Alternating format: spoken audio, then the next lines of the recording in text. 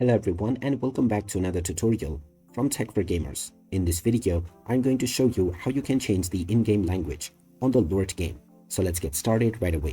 First of all, open up the LORT game on your device, and once you are taken into the homepage, in order to change the in-game language, you will need to go into the game settings.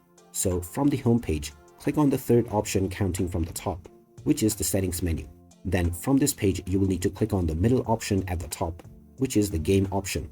Now within the game option, the second tab from the bottom is the language. You can use the keys at the left or right to cycle through the various different languages that are available. Once you have found your desired language, you can just go back and your changes will be saved. You can then continue to play your game with your chosen language right away.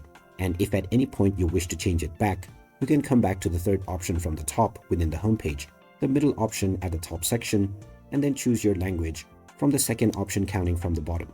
And there you have it. That is how easy it is to change your in-game language on the LORT game. If you find this video helpful, don't forget to hit that like button and subscribe to our channel for more useful tips and tutorials. Thanks for watching, and I will see you again in the next video.